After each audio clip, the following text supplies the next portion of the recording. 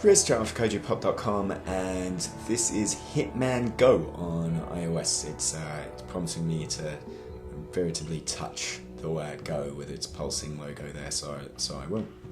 And Hitman Go comes to us from Square Enix Montreal, and it is a mobile version of that popular murder simulator Hitman, and Hitman is quite good, except for the last one, which was kind of alright, a little bit wobbly and all over the place.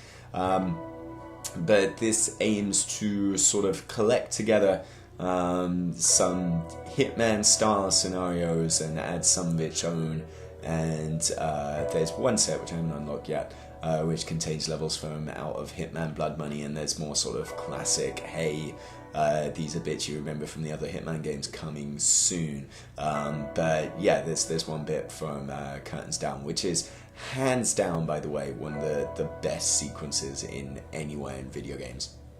But the trick is, as this menu screen might suggest, it's all dressed up like a board game, and that, right, is absolutely brilliant. That is such a good idea, and you see everything in a scene like that and you may think, man, this looks just phenomenal. Everything in this game looks so good, and probably you can almost just look at this and go, oh, you should probably get this game just based on the way it looks.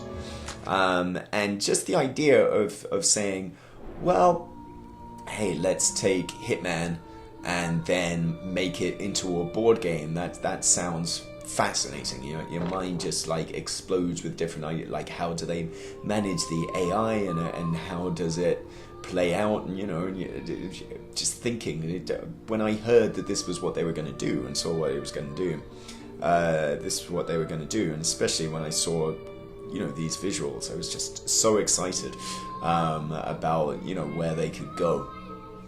But this isn't that. This is not Hitman the board game. This is Hitman a puzzle game, and that is something you have to get by when you're playing this game. So as you might notice, there's guards. My mark is the guy at in the red playing tennis up there, and basically each level has a start point and an end point, and then there are some extra goals. Like completing a level in a certain number of turns, collecting a briefcase that's on some levels, and of course, just finishing the level. And yeah, this is more a deal of, I suppose, rogue-ishly moving whenever I move.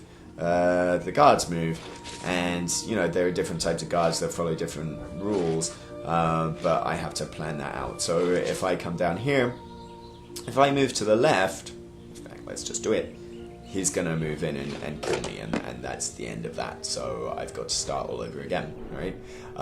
Because of that, sometimes you get in unwinnable scenarios where you have nowhere to go. You are checkmated, in essence, and you kind of think, oh, I'm screwed here. But you can't rewind your turns, you have to start over again, which is annoying.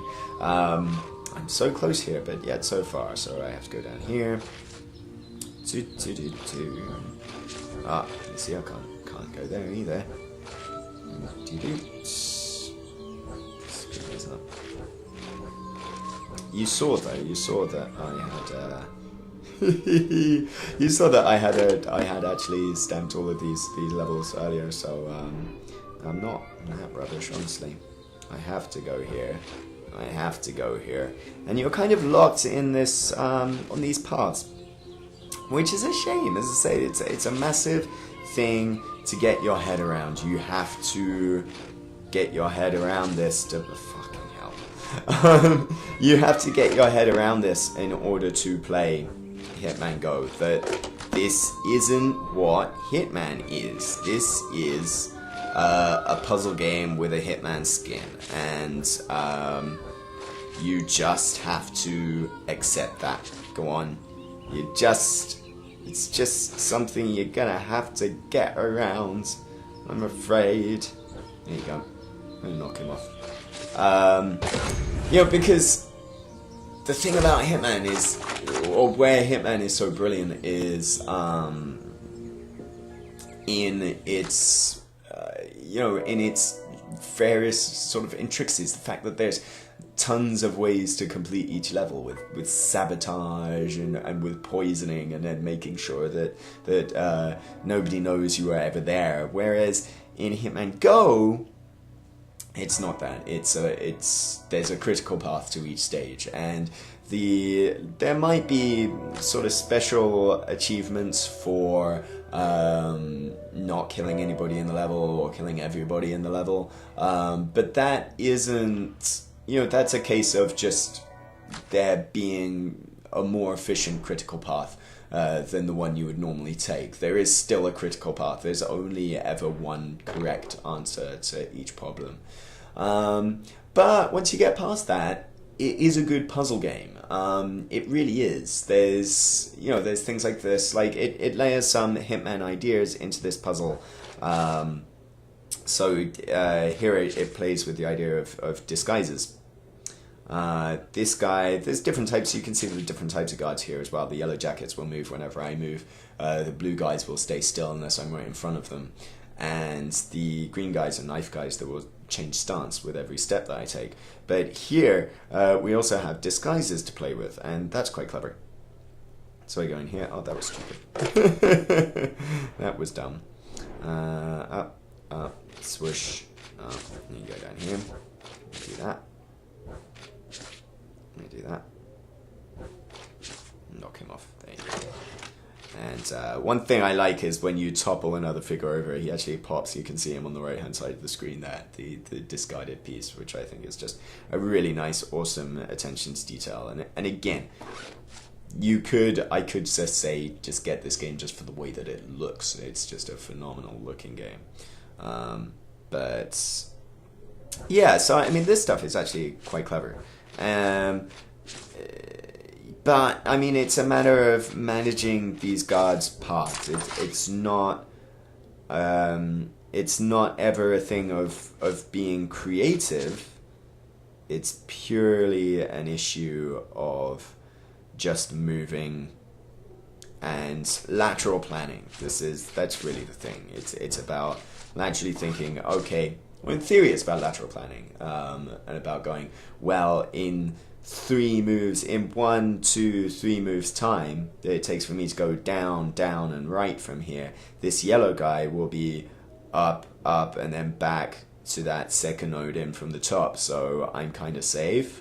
Whereas if I did it later, I'd have to, you've seen me before, step back and forth several times just so that everybody's on cycle. This guy's sound is pound. It's going to let me through. So I go up here. I need that yellow coat. They'll only spot you if you're right in front of them as well. So I think there's that kind of element of the stealth genre that's missing here, and that's the pursuit. There's never a case of, oh, I'm seen, I have to get out of here. It's I'm caught and killed, always. That's cool. That flying into the air thing, not the caught and killed kind of thing. And so because of that, there's none of the sort of hiding bodies in lockers or rubbish bins or anything like that, which is another cool thing about Hitman.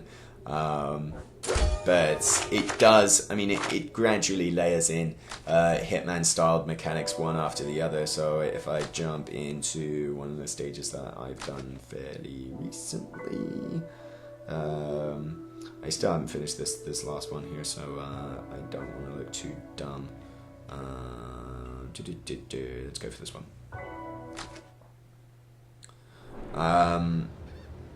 So yeah, eventually you get guns, and guns and trapdoors are things that come into later mechanics. So you see here, some of the guards have riot shield, so if I move to the right, Bosch is going to move up, he's going to kill me. So touch there, and then move up here, and I can get a sniper rifle. So then I have to think, I can't hit the guards with riot shields, but what I can do is knock this guy off here. Okay, And then, let's see, I have to plan my way out. So if I go there, and then there, and I'm going to kill him, and I'm going to kill him, then he's going to kill me. So I need to do that. You have to be efficient as I go about things. So I'm going to go there, I'm going to go there, I'm going to kill him, I'm going to kill him. I'm moving my finger over the phone. You can't see me do that. So, I need to, wait.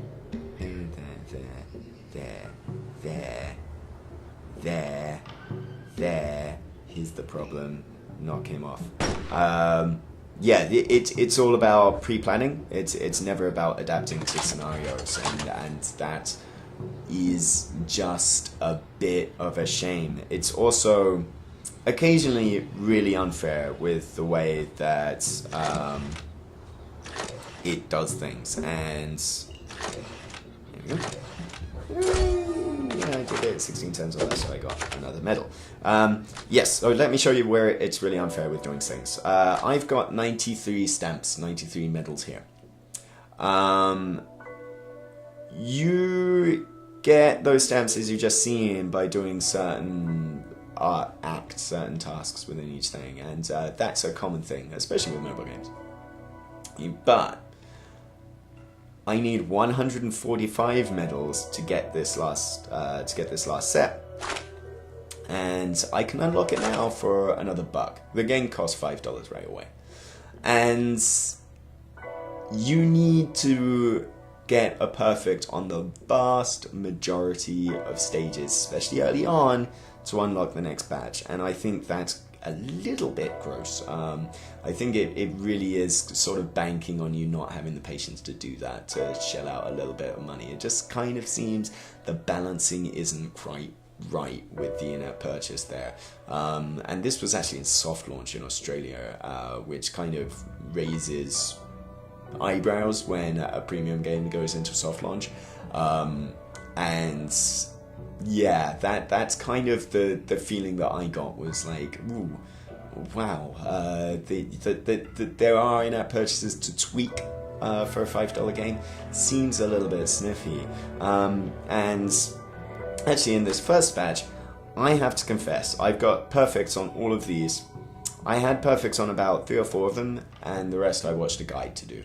The reason for that is especially something like, I think this stage in the greenhouses.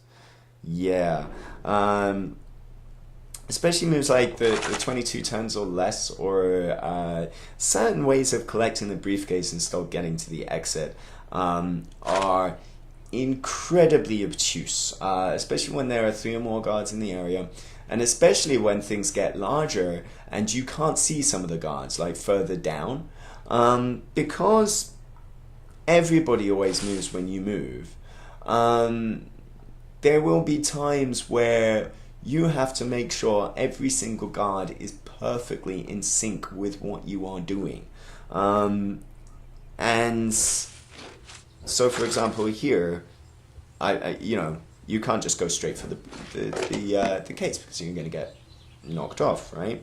So it's all about this kind of thing. It's all about up, down, left, right, or left, right again, up and right and down, and oh no, I screwed that up. It's full of that. You could make a thing on GameFAQs, and it would just be the world's longest list of commands. It would go left, right, left, right, left, right, left, right, up, down, up, down, up, down, up, down, up, down. And it's full of that. It's full of not going anywhere so that the other guards get steadily into sync, and then everything caps off and you're fine with its super, super obtuse, and I think deliberately obtuse way of doing things. And the reason for that is, in the bottom right hand corner, you can have hints. And here I've completed these objectives which have tick marks on them. But I can go for a hint, and it will, well, this is it's going to show me, you know, basically, so you can see what it looks like because I've done this objective now. Up, down, down. Oh no, I've done it wrong now. I wasn't following the hint. I'm going to die. And it does that. And when you buy the game, you have 5 of those things. It doesn't hint. It's called a hint. It's not a hint. It is. It's straight up how to do it. It's a guide to getting a specific achievement because some of them are just so obscure. But you know, because you're pretty much required to have at least 2 medals on every single level, there will come a point where you're bound to want to use these things because it's so tedious. Actually, just going through the stages is a lot of fun to figure out, you know, just, you know, here, how am I going to get to the silver boulders because they'll let me pick off 2 enemies at once and blah, blah, blah. That's really cool.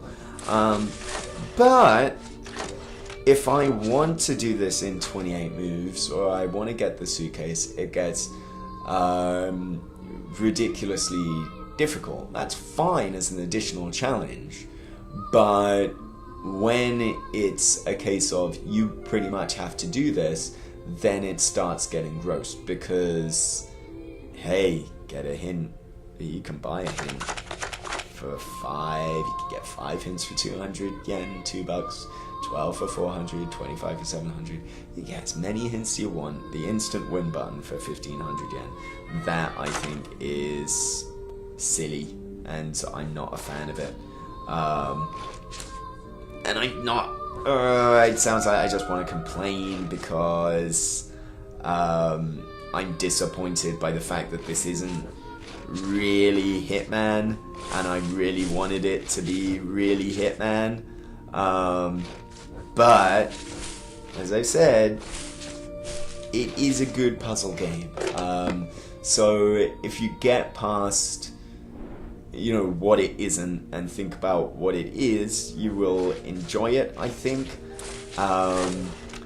You are gonna have to get past the fact that it seems to be penny pinching you, which I think again is a little bit, you know, unpleasant for a premium experience. But yeah, I mean, that's kind of what you have to get by here. So yeah, that's Hitman Go. It's out now on iOS. It just died. It's coming out on Android next month for $5, and yeah, you might like it. It is very pretty. There is that. Chris Sharp for KojiPop.com. Thanks for watching. Bye.